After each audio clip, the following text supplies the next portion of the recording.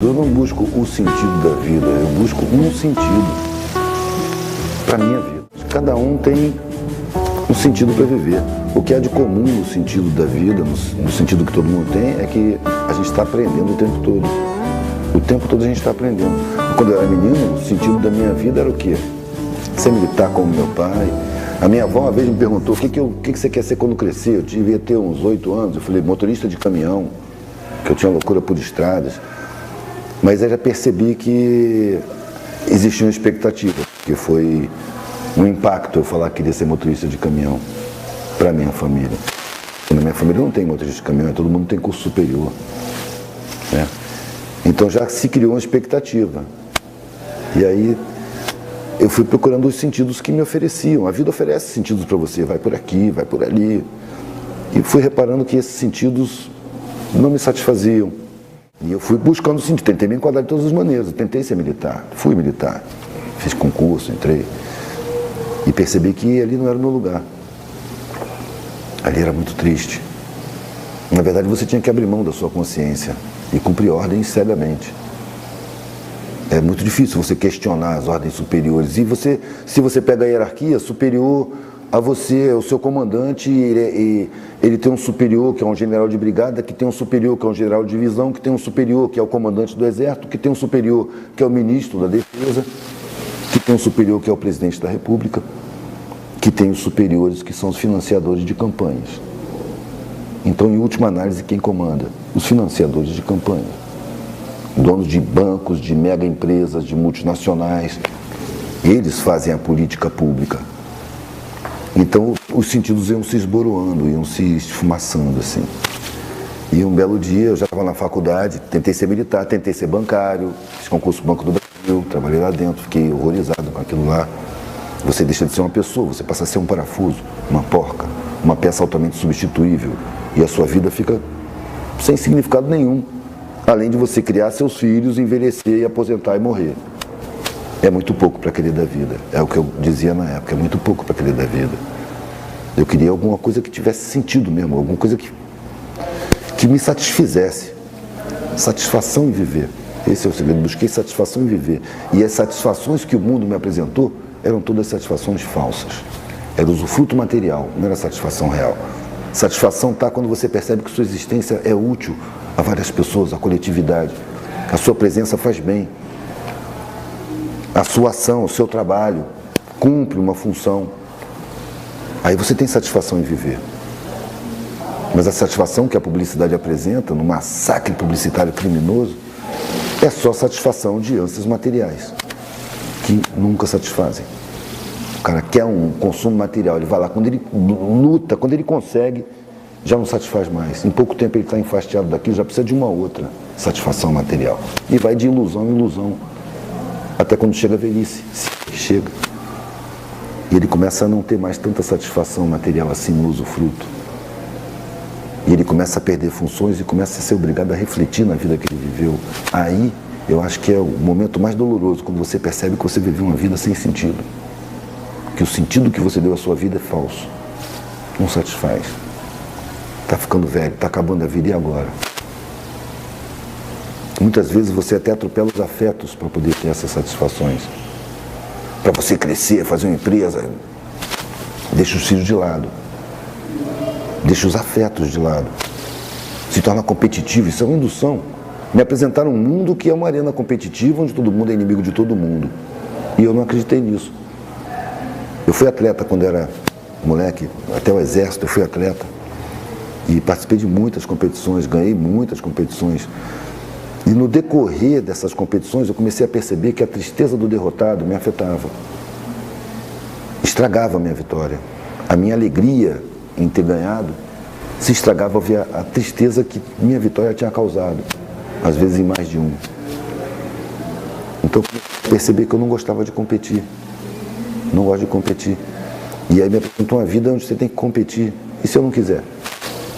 Se eu inventar uma outra opção?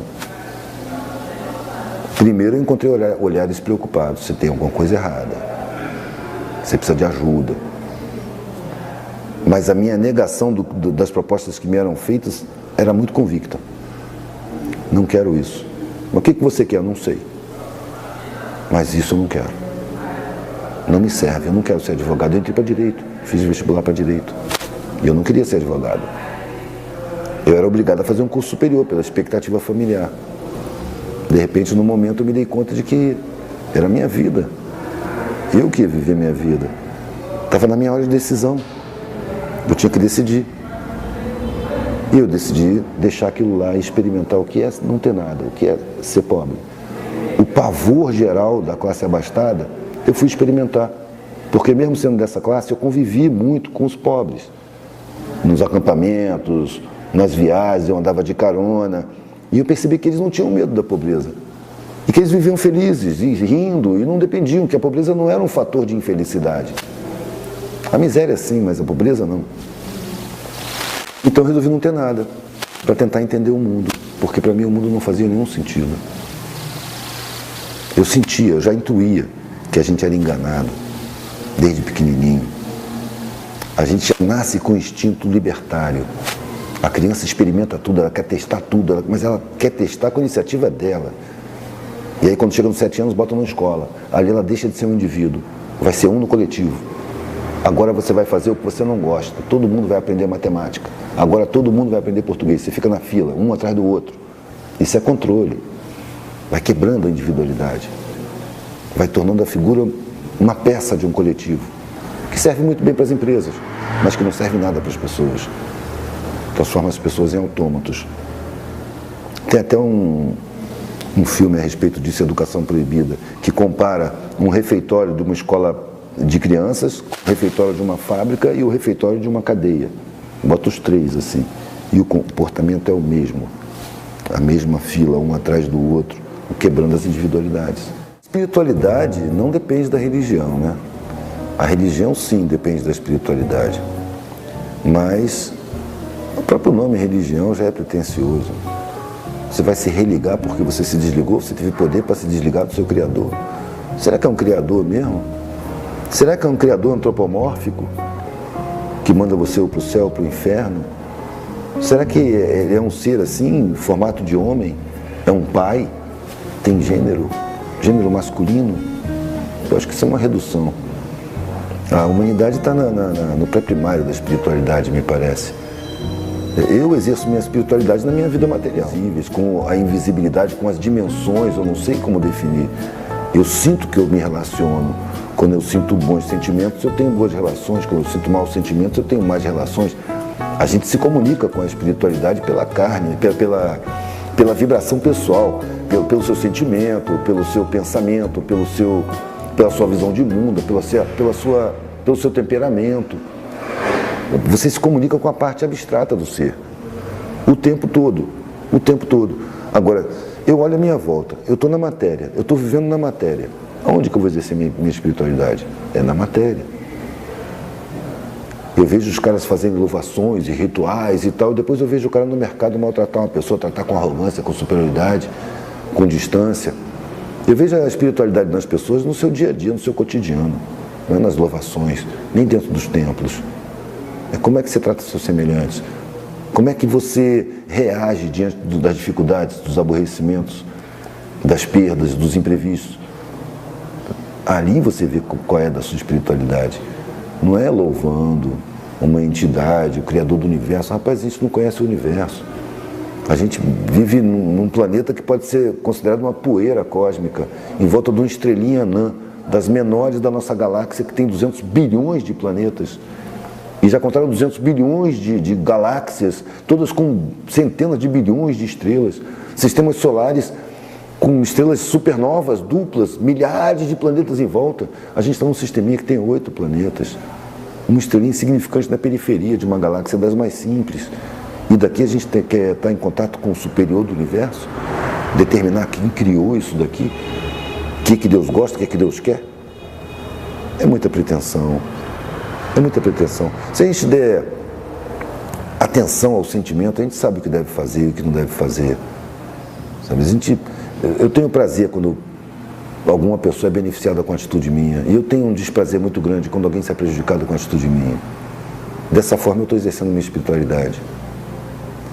Atento, como eu me comporto, qual é a minha ação dentro da coletividade. Daqui a pouco eu vou estar fora da matéria. Aí eu vou estar em contato direto com os invisíveis, com as realidades invisíveis, e aí eu vou tratar disso. Por enquanto, o que eu vejo é pessoas dispersarem para uma área imaginária e ficarem vacilando no seu dia a dia, no seu convívio cotidiano, com os mais próximos e com os mais distantes também. Eu acho que espiritualidade a gente vê no comportamento da pessoa, no temperamento, não é na religião. Religião vai religar o que com quem, cara? Uma galinha se desligou da divindade? Não, não se desligou, ela só não tem consciência. O ser humano é a mesma coisa. Então, quando ele toma consciência de que está em relação com outras realidades não físicas, ele já começa a querer explicar essa realidade não física toda. Já começa a arrumar solução. O que a religião faz? Ela concebe o inconcebível, explica o inexplicável e impõe sob ameaça. Ou você acredita ou você vai para o inferno. Deus vai te castigar. Essa é criança, né? É criança. Eu acho que, de certa forma, isso é muito útil na nossa infância espiritual. Porque as pessoas que fazem o mal sem pensar duas vezes, elas recebem o recado de que o mal é castigado e que o bem é premiado. Ela vai, no mínimo, aprender a fazer o bem por interesse e evitar fazer o mal por medo do castigo. Então, vamos dizer que isso aí é o pré-primário, é o jardim da infância. Depois vem outras etapas, né? O tempo está correndo no trilho da eternidade, tem muito tempo. Eu não acho que a gente começa quando nasce e nem que termina quando morre. Quando a gente nasce, a gente entra no mundo físico. Quando a gente morre, a gente sai do mundo físico. Por isso que eu digo que contrário de morte não é vida, contrário de morte é nascimento. A morte é o momento que você sai, o nascimento é o momento que você entra. A vida é o espaço que você tem, desde a porta de entrada até a porta de saída. O trabalho para mim é fonte de satisfação pessoal. E dinheiro também. Mas tem que ter satisfação pessoal. Para mim, trabalho é isso. O trabalho, a palavra trabalho já foi criada em cima de um instrumento de tortura chamado tripalho, né? Os impérios estão admirados pela inteligência da sociedade, que são o Império Grego, o Império Romano. A primeira democracia, que a maioria não votava, era só pessoas ricas, só homens e ricos que podiam votar, que nunca se baseava no escravagismo. O trabalho, o conceito de trabalho naquela época era tarefa para pessoal inferior. Trabalho é uma coisa aviltante. Gente de nível não trabalha, manda trabalhar. Essa é a mentalidade. Agora aqui, eles dizem isso para a elite. Para os pobres não, para os pobres o trabalho enobrece, o trabalho dignifica. E espertamente misturou-se o conceito de trabalho e emprego. O emprego é quando você tem um patrão, o emprego é quando você tem um superior, quando você está encaixado numa hierarquia. Um trabalho é quando você produz alguma coisa. Então o emprego é uma área muito limitada do trabalho, só que ele é apresentada para a gente como a totalidade do trabalho.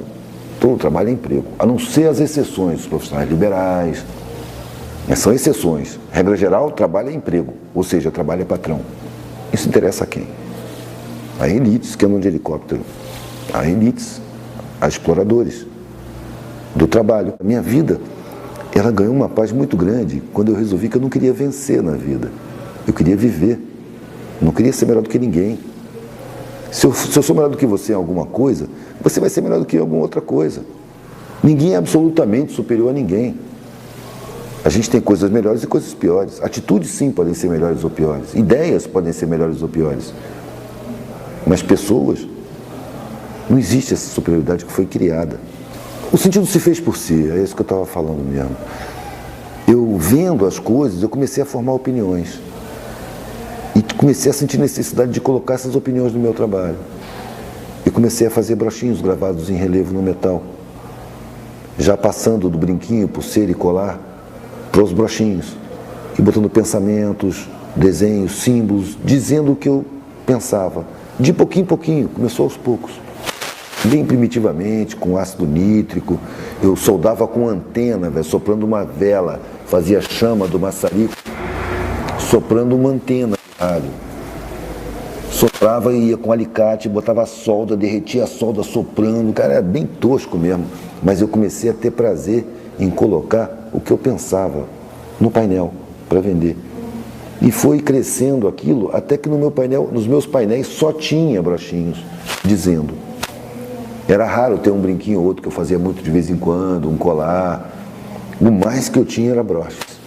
E sempre ideológicos, sempre não doutrinários, mas questionando a realidade, propondo ideias novas, trazendo frases de gente grande por aí, Barão de Tararé, o Gandhi, Raul Seixas, Bob Marley, tanta gente. E comecei a ver que isso fazia as pessoas refletirem e que isso, além de tudo, me colocava em contato com pessoas reflexivas.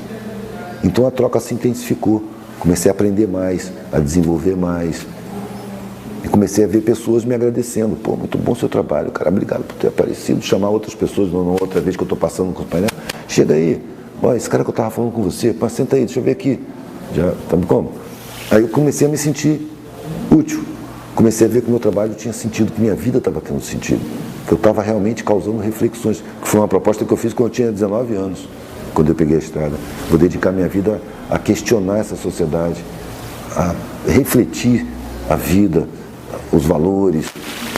Eu vou causar pensamento, é o que eu quero, causar reflexão. Mas de repente eu percebi que já que eu não podia fazer grandes coisas, eu podia fazer um monte de coisinhas. E era o que eu estava fazendo. Começou com os brochinhos, agora são desenhos, quadros, escritos.